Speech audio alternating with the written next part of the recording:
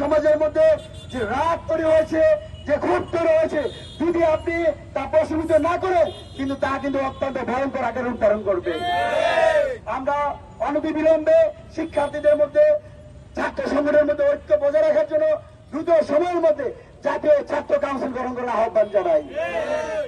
একই সাথে আমরা যখন দেখতে পাচ্ছি উপদেষ্টা পরিষদের মধ্যে কয়েকটা গ্রুপ তৈরি হয়েছে, যেখানে আমরা অনেক উপদেষ্টাই তাদের নিরাপত্তা হারিয়েছে, রাজনৈতিক অঙ্গনে অস্থিরতা তৈরি হয়েছে।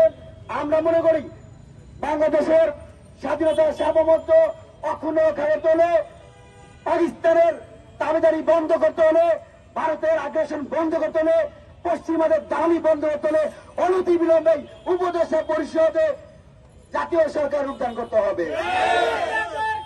জাতীয় সরকার এই মুহূর্তে দরকার, জাতীয় সরকার এই মুহূর্তে দরকার, জাতীয় সরকার দেশ বাঁচাতে দরকার, জাতীয় সরকার।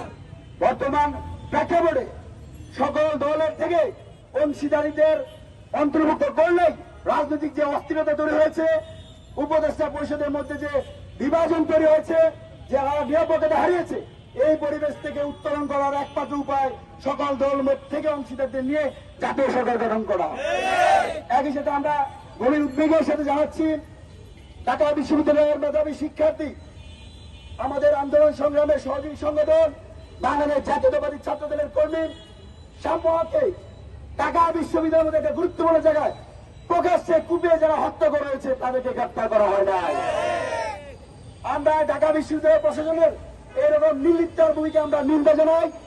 একই সাথে পুলিশ প্রশাসনের সাথে যারা জড়িত তাদের প্রতি আহ্বান জানাই, আপনারা যে দৃষ্টান্ত স্থাপন করলেন ঢাকা বিশ্ববিদ্যালয়ের মতো জায়গায় একজন শিক্ষার্থী যদি কুপিয়ে হত্যা করে যায়, তাহলে পুরো বাংলাদেশের চিন্তা কি করুন আপনার ভেবে দেখুন।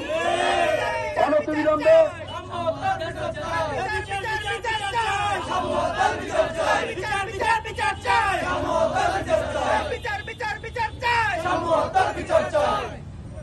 অনেকেই বলেন প্রধান উপদেষ্টা পদত্যাগ করবেন।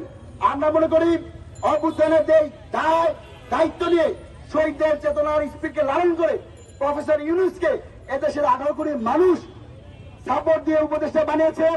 তিনি যদি উপদেষ্টা থেকে পদত্যাগ করতে চান, এদেশের মানুষ সেটা মেনে নিবে না। যতদিন না পর্যন্ত শহীদদের পরিবারগুলোকে পুনর্বাসন করা হচ্ছে, আহত ভাইদেরকে সুচিকিৎসার মাধ্যমে সুস্থ করে তোলা হচ্ছে, এবং সন্ত্রাসী সংগঠন আওয়ামী লীগ, যুবলীগ, ছাত্রলীগের একটা সন্ত্রাসী যখন বাইরে থাকবে, ততদিন পর্যন্ত প্রধান উপদেষ্টাকে ক্ষমতা থাকতে হবে। একই সাথে আমরা একটা নিরপেক্ষ নির্বাচনের যে প্ল্যাটফর্ম, নিরপেক্ষ নির্বাচন করার রোডম্যাপ ঘোষণা আগ পর্যন্ত আমরা প্রধান উপদেষ্টাকে তার শপথে থাকার আহ্বান জানাই। একই সাথে জাতীয় সরকার গঠনের মাধ্যমে বাংলাদেশের বিদ্যমান যে রাজনৈতিক অস্থিরতা তা দূরীকরণ করার জন্য আহ্বান জানিয়ে